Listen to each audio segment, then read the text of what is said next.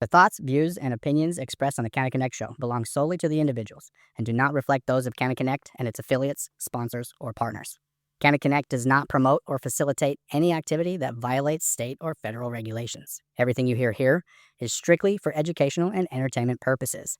It is not legal advice, it is not financial guidance, and it's definitely not medical direction. Seriously, don't take our word for it. Even if someone on the mic sounds like they know what they're talking about, and they're probably crazy smart too. Regardless of how legit our guests may be, you should always do your own homework, consult with your attorney, and understand the risk you're taking before you do anything when it comes to cannabis. Our intention is to keep it real. If you've got a problem with anything we've said, take us to court.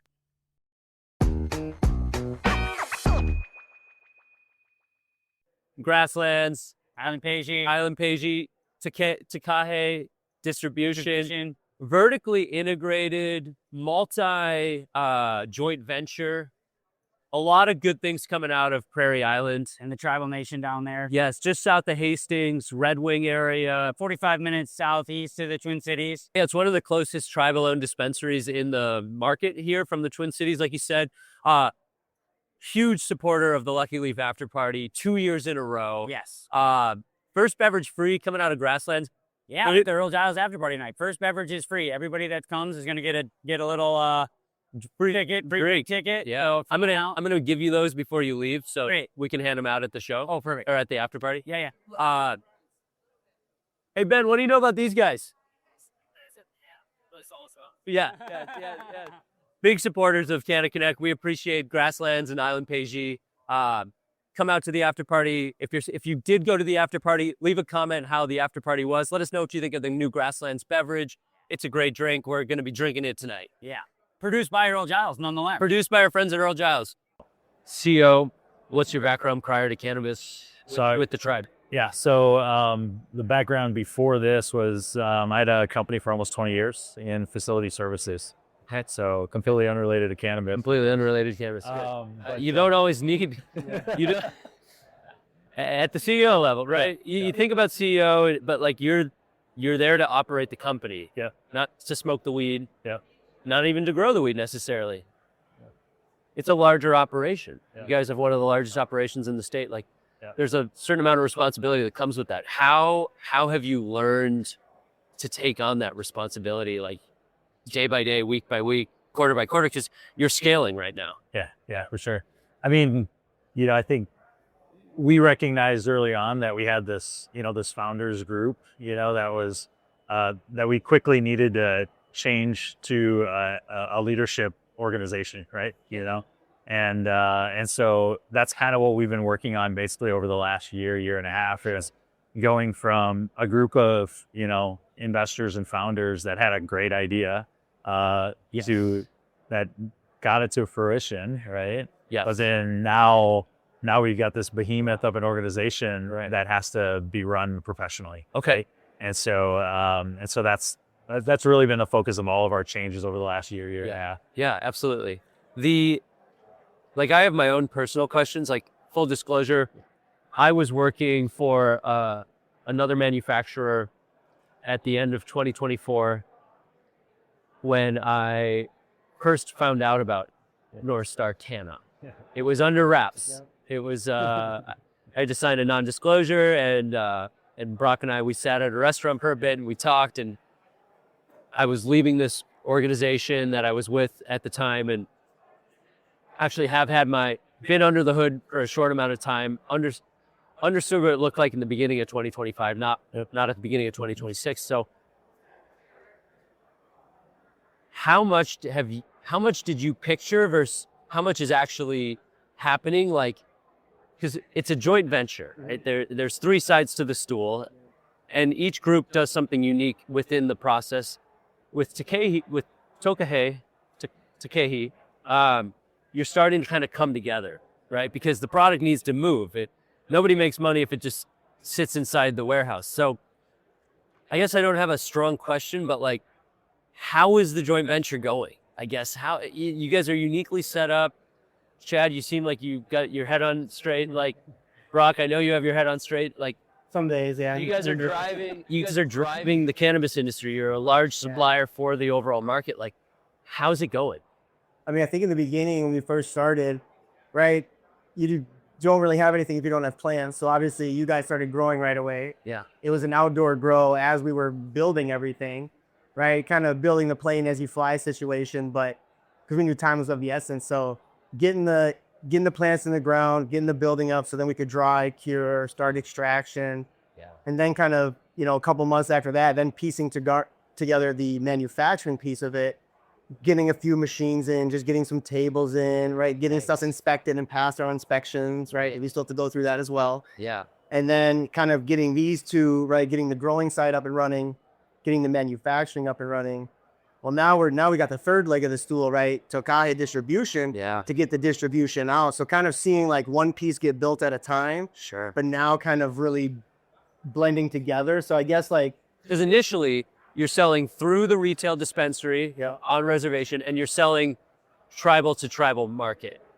It's less regulated, not as much requirement, not as much OCM involvement at the time. More streamlined for sure. More streamlined.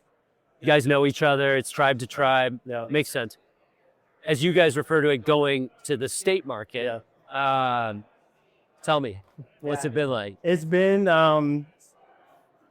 awesome to see like the Minnesota cannabis actually come to life now, like seeing the micro businesses, the social equity businesses. I mean, some of the people, right? I've been here in the Minnesota market for a couple of years. So seeing some of these, right, hemp dispensaries change over to the rec side, like seeing them actually open, seeing their dreams come true, seeing people actually get product. Philly D. Yeah. I mean, the Lucky just Leaf. guys like just everyday guys that have a huge passion for the plant, and they're finally able to do what they wanted to do legally. Yeah. That is probably it's a once in a lifetime opportunity. We're not going to see a bunch of new industries come online in Minnesota. No. And it's been, right, it's been tough too, but what I try to remind myself about it again is no other state is doing this. Okay. Right? Other states do have tribal cannabis, but they're only on tribal land. Okay. We're one of the only states, right, that's actually bringing tribal cannabis to a, public off reservation, right? Yeah. Like our compliance, everything. And so like the OCM checks all of our COAs, all of our orders before they even go out the door. Okay. Right. So we have that communication with them and really just trying to streamline that, like make it a little faster and just easy for everybody to again kind of just keep the wheels turning. But I get hung up on the sales and distribution side because I'm a marketer and I'm a consumer. But Chad, you wanted to talk about the stewardship in cannabis and what does that actually look like from the ground up on the farm. So that is a unique approach, as well as the living soil element. So let's ensure that we give the plant the recognition it deserves, right? And so That's what we're all here for, right? whether it ends up in a pen or it's in the flower format or it's in all different types of varieties and more coming online all the time. But like most growers are only chasing yield and speed. You guys have taken a different path. Yep. Yeah. I mean, making the decision to grow in living soil and kind of going after this regenerative grow, that's kind of our North Star, right? It's something that, you're always kind of striving for. You might not necessarily always, get there or fully achieve it, but you're always striving for that. But the reason why we went down that path is, it actually goes back to when we started first talking to Prairie Island, 3 years or so ago. Having these shared values around, we're going to be operating on sovereign land, right? There's a responsibility there that the tribe has always had for their land. Yes. And so when we started talking to them about what this project could look like and what we would be doing here, having those shared values was key to this whole thing. It would have never even gotten started if we were saying, well, we're just going to grow as synthetics. We're going to grow for as much yield as we can get, as fast as we can get there. And it just would have, our company, Good Steward, wouldn't be in existence today if that spark of shared values hadn't happened. It's rooted in real values. 100%. And so, but we also believe that, not only was this just something that was important to us and important to Prairie Island, but, it's a long-term business decision that we believe and we know it's going to pay off in the long run, and so, it's not a get rich quick. It's, I think there's a little bit of this misconception that everybody feels like if you make this choice or decision to grow with living soil, You're not going to get the yields. Oh, I see. You're not going to get the same, and in a sense, that's kind of a falsity, right? I mean, we truly think that, Mother Nature is kind of your master grower to start with, right? I mean, as you start to, and as humans, we're always thinking we can out-engineer Mother Nature, right?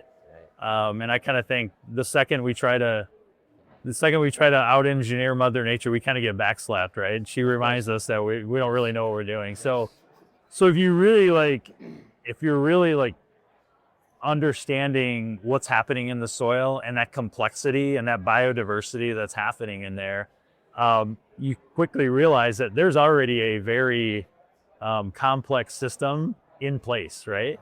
And so rather than fighting that, when you're doing living soil, when you're doing regenerative, when you're doing Korean natural farming, you're actually leaning into the way that nature intended it to be, right?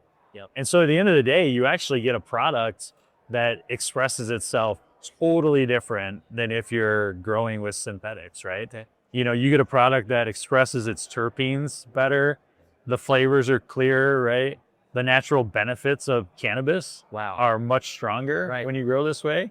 And at the end of the day, I mean, that's why everybody loves cannabis to begin with, right? Love cannabis for its full potential. Yeah, and it's You're really going into that full spectrum feel, right? More than the cannabinoids, more than the terpenes, right? You're like Flavonoids. Yep, give it everything sin, and it's giving you a different product. You know what it reminds me of is our friend and industry counterpart that's been growing living soil since I've known him, Cornell Urban Agriculture, right?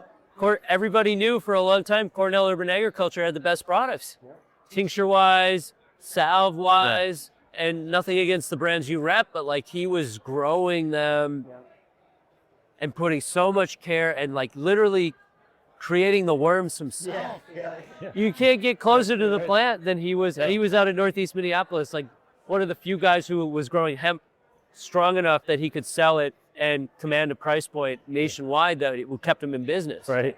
Because everybody has issues with Square and getting paid and online sales.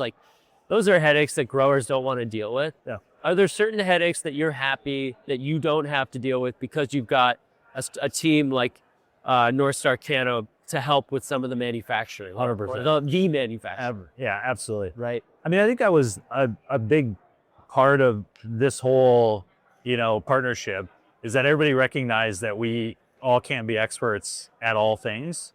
And so, bringing on an expert like North Star Canna on the manufacturing side, bringing on an expert in the grow side of things on our side. Okay. And then with Prairie Island, from the retail and the distribution side, everybody was able to take one piece of the puzzle and really focus their energy and their efforts on making sure they do it right. Yep. So that all of us can come out of it much more powerful at the end, right? And they instill their 7 generation type of thinking into the work that you guys do, right? I mean, how far back would we have to go to get to 7 generations? We'd be 1700s maybe, or the 2300s looking forward. So that is something that I've learned a little bit through engaging with Prairie Island and Grasslands and through events like these where we're able to build a better understanding, whether it's through the Honest Cannabis team initially and now with, CBH as a whole. So I'm appreciative of and I talk about this often, cannabis is a vehicle for me to better understand tribal organizations, the people inside the tribe, and for Minnesotans to be able to do business with the Dakota people. And there's so many, I'm so ignorant to so many aspects because I didn't grow up around Native Americans. Yeah. They were othered in a lot of ways. I mean, dating 7 generations back, right? And putting them on reservation and separating them. And I just think it's a responsibility that neither of you two take lightly. That's worth recognizing how much of an opportunity it is for the Minnesota cannabis industry to have engagement and productivity and commerce with tribal nations. Yeah. Yeah, Yeah. 100%. And like you said too, it's not just about, all right, what can we do this year? What can we do now? It's this is going to be here long after we're gone, right? That's the plan, right? So this can be a sustained by itself eventually. Yeah. And then like finding the right people, the right partners, so just focus on it, so you don't stretch yourself too thin. Like a little bit of our background, right? We grew hemp a couple years ago, and glad we don't have to do that anymore, right? I'm glad we found somebody who can do it, has expertise in it. Let them do it. It's why I'm glad you're on this podcast with the two, because I was like, I know it's organic. I know it's living soil. I don't know how much more I could tell you guys than that. So I'm glad bringing you on to this to kind of explain that side of it, because you have the right team here, I think, to really scale. One thing I'd like to know about the grow is, how are you guys growing? Yes, with living soil, but greenhouse, outdoor. Is there an indoor component as well? What's all happening? So we've got everything. So we've got indoor, greenhouse, and an outdoor crop every single year. Okay. Which is really unique and also great. Like it gives us diversity. It kind of spreads out. We don't just have something hitting, like an outdoor would hit once a year or twice a year, right? And then you have nothing else the rest of the year. And we also get a good mix of product, because in our indoor, it's all under synthetic lights. We're the connoisseur. You can grow really, really good product, and we are going to grow really good product in that. But in our greenhouses, we also get that mixed light, which I think a lot of people would say is really the best product at the end of the day, right? You've got the synthetic light to kind of, add to it and just make sure you've always to supplement it, right? Yeah, exactly. You can't copy the sunlight. Yeah, you might want to. Can't recreate that. And right now we just got through our fun December, January, February, Minnesota months. Oh, those were when you get absolutely zero help from the sun. You got to turn it up. Okay. And so they're really relying on the lights, and pretty much the lights only. And so yields go down. And you can see it in the plant. The plant's not the same. You have to account for that as you're forecasting. 100%. Yeah, 100%. And then now that we're getting into March, we're actually already seeing it. The plants are already reacting to just a little bit of like extra sun and the extra hour of sun. Just a little extra, and just a little bit extra strength of the sun, that we're getting now. You can literally see it already. Wow. And so our next cycles in the greenhouses are just going to be so much more robust than the last cycles were. How long are cycles in the greenhouse? How long are they under? How long are they under the lights before they can be harvested? Yeah, so they're typically put in the greenhouses, then they're going to flower for about a 56 to 60 day cycle. Okay. And, depending on strain, once they get to the very end of that cycle, it's up to those experts on our grow team to kind of make that determination of, do we pull that now because we don't think they're going to do much more for the next week and a half? Right. Or sometimes we were just talking yesterday, they had one of the greenhouses, it's due to be pulled on, I think, Monday or Tuesday and harvested. Yep. And they think they're probably going to give it another extra week because they can still see that it's still building and it's still getting better. January, it wasn't very bright out. Yeah, exactly. Yeah. And honestly, we're seeing this extra, like this last week, the sun's gotten a little bit stronger, and they're pushing. They're still wanting to push a little more. So, but that's why we have such good teams and the experts on our growth side. You need experience in this industry. Yeah, you can't just put it in a schedule and set it and forget it and say, well, in 60 days, chop it all down. Like, you have to have people that really, really understand and they're one with the plant, honestly. Yeah. And they know all those nuances right at the very end to make sure they finish out right. So let's talk brands a little bit. We got some Tokahe Distribution banners hanging up tonight at the after party. We've got everything from Carpe Diem to Nebula. Yeah.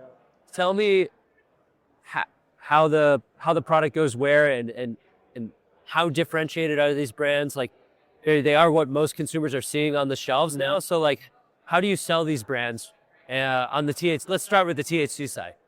Yeah, so like with the Grasslands brand, right? More the clean, some of the outdoor stuff, right? But again, most of that flower is going to be, the outdoor stuff's more for like the oil. Yep. But just kind of having the two different tiers of products, or two different tiers from the Grasslands branded versus the Island Pejy branded stuff. Okay, that's right. There is Island Pejy. Kind of having different tiers of products. Island Pejy is a higher end. Yep, going to be more that premium brand, right? Again, different strains, different offerings, maybe different devices or different quantities, and then going to like a lakeside cannabis brand, more of lifestyle branded, right? Kind of some fun lake, canoe, the napkin bottle for packaging. Further process like vape pens, or is Lakeside also selling flower as well?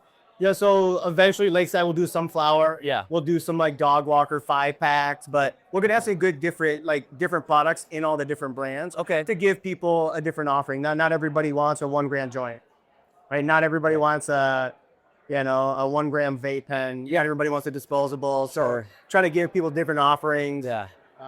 Tapping into lifestyle with the Lakeside brand. Got it. Yeah. Branding, products, hardware, right? It's gonna appeal to different people. Again, different strains, differentiate, be different too with like the nebula stuff, right? A little more fun, a little spacey. Kind of on the gummy side, what we were thinking was adding more cannabinoids to it. Like for an example, right? Like nebula would be rocket shit, go to the moon. Right. Here's the high THC only. Yeah. And then with some of our lakeside stuff or like maybe grasslands, well, let's add some CBD, some CBG to it. Kind of running into a little problem with that because we can't add any hemp-derived cannabinoids to a cannabis product. So now we got to do a little bit of rebranding because we don't want to just offer a THC gummy. Not everybody's looking for THC only. Some people are looking for 1-to-1.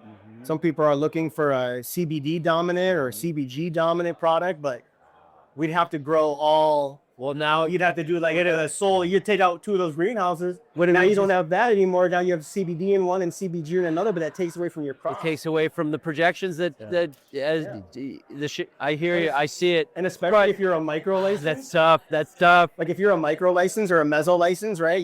You're stuck at a 5,000 square foot or 15,000 square foot canopy, and you're gonna take half of that to make a CBD hemp. It doesn't make sense, right? Hemp and cannabis can't be mixed. As much as sometimes I want them to be 2 different things, right? Here's an example of where, man, it would be nice if you could bring in some of this into the AU side of things. We were sitting with Carol Moss earlier, and she did great work to help protect shipping on the hemp B2B and consumer side.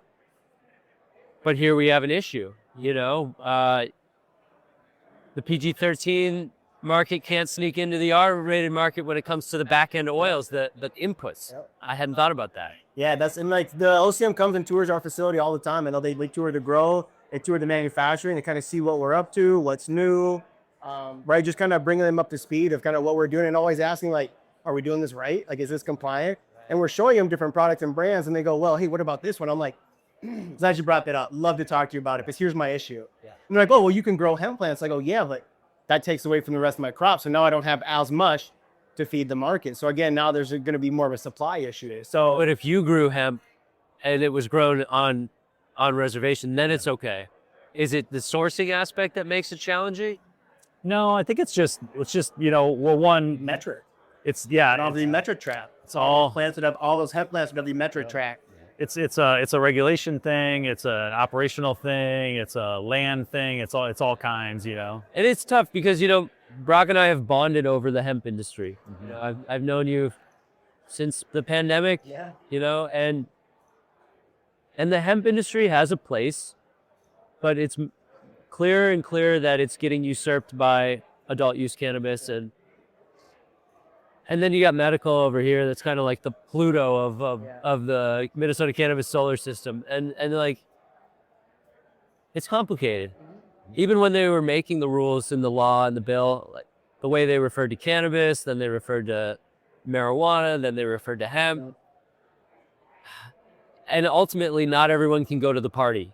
I mean, if you're Prairie Island, everybody can go to the Lucky Leaf after party, but not everyone gets to go to the dance. Yeah. And that's kind of the reality that we're in as folks navigate in 2026. What's going to happen to hemp? I mean, you guys have you still have an interest in this? Yeah, we still have our You Betcha cannabis line for the low dose hemp, and we still have the Carpe Diem line too for the CBD. And navigating the rules and regulations right here in Minnesota, they're not the same as in other states. So it's like we have so many, right? We have so many partners and accounts outside of. You'd be protected here, but not necessarily. Or we're protected out there but then we couldn't do it in Minnesota. Right, like certain levels, certain products, right? Full milligrams, dosing, and we have our qualms. Yeah, Yeah, but I don't see the hemp side going away, right? People love their drinks. They do. The drinks are booming. I think, there's going to be a little bit of a shift, but people like the products that work for them. Not everybody wants to smoke a joint, right? It's around people. Some people want to drink. Like, it's inconspicuous. We can all be at the party, and I got my solo cup. You got your solo cup, but they're different, right? So Yeah, dude. and that's kind of the fun part. But yeah, it's complicated. But as long as you know that, and hey, agree, this is complicated, but let's help try to figure it out, though, right? Like, let's try to work together to make this work for everybody. So Random, but I was thinking about this earlier. Delivery hasn't come online yet. I wonder how much that's going to shift the dispensary market and just demand. Okay, I can just get it delivered, right? I know delivery is not perfect. There's a lot of X's and O's that you got to cross through, but like that's an opportunity that hasn't been tapped yet on the adult use side. I know it's been under scrutiny on the hemp side, but we still have so much more foundation to grow outward. Like, like what, 60, 70 dispensaries currently, like projected to get to 500. Yep. Wow. yeah, We have to 5X. Yeah. You have no choice. yeah. Strap in. Yeah, right. Yeah. And we're in about 32 dispensaries right now, so you can get all the good stewards, all their flower, Yeah. all the brands. Again, trying to get more brands out. The faster we can get testing that, the faster we can keep products moving out. And like on the delivery side, Yeah. it's going to be interesting though, because again, yeah, I can just sit at home and you get Uber Eats and deliver some cannabis. Great, but not everybody wants that. Not everybody wants to know it's Society coming to is my such a house. delivery society these days, right? Like we want everything to come to us. Sure. And so you would think that cannabis has got to find a way to follow suit, right? Just because, that's just the way the consumer wants it, right? I would think. How much have you learned? How much has your brain shifted in the last 3 years since coming from where you were or exiting where you were, and your day to day is the plant? I've gotten an MBA in the last year and a half. I mean, I certainly don't try to, act like I'm an expert in this by any means. I mean, you have to build really, really awesome teams around you that know their stuff. Absolutely. But certainly it's really fun to learn alongside these guys, always be learning, right? Like, and so that's the great part for me is just, the sheer amount that I've understood and learned about cannabis in the last year and a half is, it's crazy to think that, a year and a half ago, I wasn't even in this industry itself. No. So I like that. I've talked to Brock about this a little bit, I think, but we all enter this space currently, right now, with a certain level of stigma. We grew up with us. We were indoctrinated with propaganda, and some of that, whether we're in the industry or not, it's still inside of us. And it's tough. We have to check our biases and as much as possible, because we are all operating with a certain level of stigma. There's not someone who has zero misconceptions around cannabis. And it's interesting because we've done such a good job of comparing and contrasting it to alcohol in Minnesota with hemp beverage. Yeah. So we've started to realize that the boogeyman doesn't live in this can. It's not that different than the Coors Light or the Diet Coke.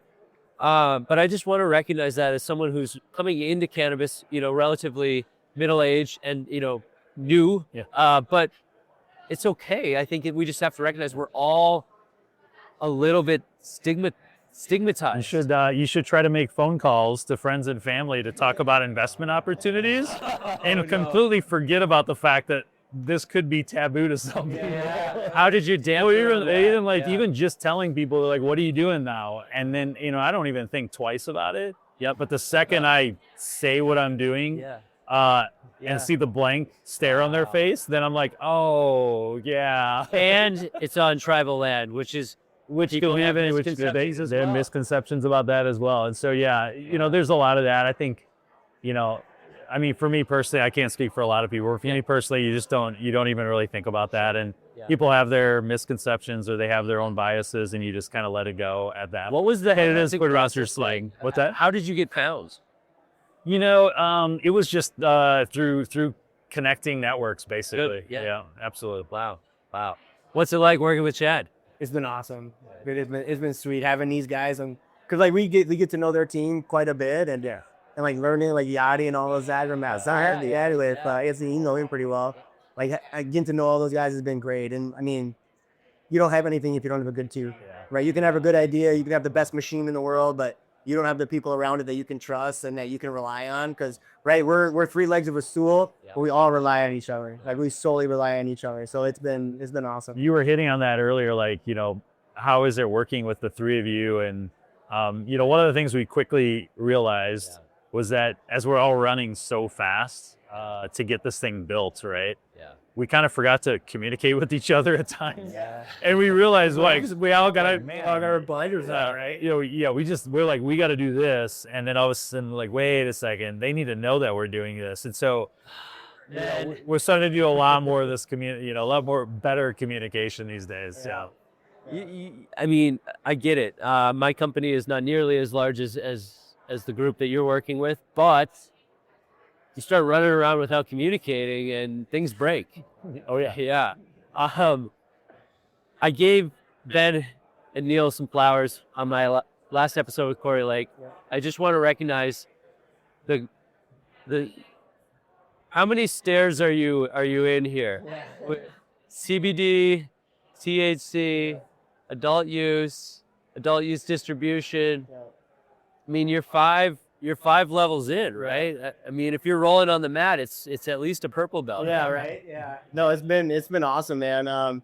Especially working with the tribe too, having that unique opportunity to sell to other tribal dispensaries and be in like the state market, right? Like we say, like it's been cool to kind of see both sides of the coin on that, and learning so much from the CBD side, from the low dose side, right, to the rec side. Like, right, Ben's not even here today, right? He's at the NFL chiropractic conference right now, right? Educating chiros on, topical CBD creator, right? So a completely different world than what we're doing right now, but to kind of see all that really come together and like learn from each one. And like you said, how they're so different, but how they're so the same, and trying to navigate that and explain that to people, right? Like, I mean, a couple of years ago, trying to tell people about CBD was hard enough, but why you're talking about rec, and there's like, wait, what, you're doing what?